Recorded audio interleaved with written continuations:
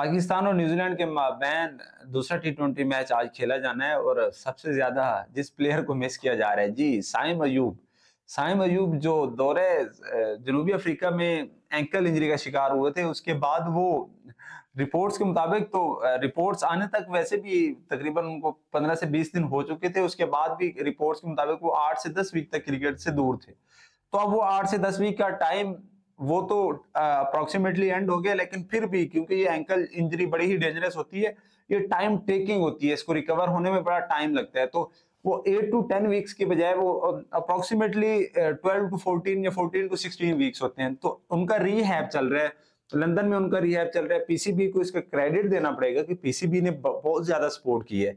PCB ने साइम अयूब के case को जिस तरह लिया है रिगार्डिंग इंजरी, अगर इसी तरह बाकी प्लेयर्स के केसेस, फॉर एग्जांपल मैं बात कर रहा हूं हसानुल्लाह, उनके केस को भी इसी तरह हैंडल किया जाता तो वो प्लेयर भी इतने टाइम के लिए वेस्ट ना होता। अब उन्होंने नेशनल टी20 कप में कमबैक की है, अपनी पेस पे काम कर रहे हैं, लेकिन बात यह है कि इक्वली ट्रीट किया जाना प्लेयर्स को, कॉन्फिडेंस उनका, बल्कि ये देखें कि एहसानुल्लाह ने अपनी ट्रीटमेंट खुद करवाई है। अब साइम अयूब को Pakistan cricket board, Pakistan cricket fraternity, Pakistan cricket fans बड़ा हाईली रेट करते हैं और हाईली रेट करने के लिए कंटिन्यूअसली इनको चांसेस दिए गए। जैसे इनको कंटिन्यूअसली चांसेस दिए तो इनका कॉन्फिडेंस बूस्ट हुआ कि टीम मेरे ऊपर रिलाई कर रही है, बोर्ड मेरे ऊपर रिलाई कर रहा है, फैंस मुझे परफॉर्म करते हुए देखना चाहते हैं। तो सेम जिस तरह की एक्सपेक्टेशंस थी, फिर उसी तरह के साइम अयूब अपने फ्लो में आना नजर आए।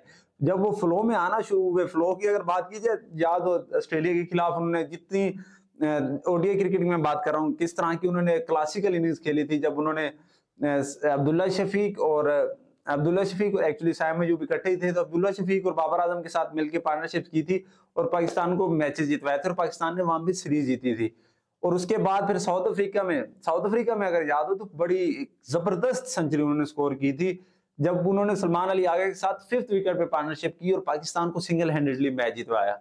सो he has the guts, he is the biggest impact player. बल्कि अगर मैं इतना कह दूं कि बाबर आजम देखे, नो डाउट पिछले 8-10 साल से बड़ा ब्रांड है पाकिस्तान क्रिकेट का, लेकिन साथ ही साथ ये बात माइंड में रखिए कि अपकमिंग जो टाइम है, अल्लाह नजरे बद से बचाए साइम अयूब को, अपकमिंग जो टाइम है वो साइम अयूब का ही होना है। साइम अयूब पूरी दुनिया में राज करेंगे। उसकी सबसे बड़ी रीजन क्या है? उसकी सबसे बड़ी रीजन उनकी अग्रेसिव अप्रोच है, उनकी वो इंटेंट जिसके साथ वो खेलना पसंद करते हैं। और साथ ही साथ अब आप उनकी बैटिंग में मैच्योरिटी देखेंगे, मैच्योरिटी इन टर्म ऑफ कि अब वो पहले कंडीशन को असेस भी करते हैं। ये नहीं है कि जाओगे स्लॉगिंग शुरू कर देते हैं, 9 लोग शॉट शुरू नहीं कर देते, वो जाके कंडीशन को असेस भी करते हैं। असेस करने के बाद अपने बैटिंग स्टाइल को चेंज करते हैं उसी मुताबिक। यानी कि एक थोड़े से टाइम में बोर्ड ने उनको बैक किया, लेकिन थोड़े टाइम में, क्योंकि डोमेस्टिक की परफॉर्मेंसेस थी, पीएसएल की परफॉर्मेंस थी, लीग की परफॉर्मेंस थी, सीपीएल की परफॉर्मेंस, तो उनका कॉन्फिडेंस तो वैसे ही था कि वो कर सकते हैं इतने बड़े प्लेटफॉर्म पे। लेकिन ये कि बोर्ड ने कंटिन्यूअसली उनको बैक किया।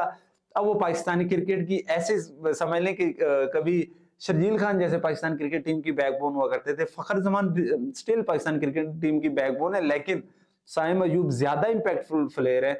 और इसकी जो कमी है वो पाकिस्तानी क्रिकेट टीम सबसे ज्यादा मिस कर रही है। ये जो न्यूजीलैंड के खिलाफ सीरीज चल रही है, लेकिन होप सो वो पीएसएल में कम बैक करेंगे और उसके बाद फुल फ्लेज पाकिस्तान के जो अपकमिंग क्रिकेट स्केड्यूल्स है उसमें पाकिस्तान की तरफ से तीनों फॉर्मेट की तरफ से खेलते हुए दिखाई देंगे और पाकिस्तान को बड़े मैचेस जितवाएंगे। इंशाल्लाह पाकिस्तानी फैंस भी यही चाहते हैं।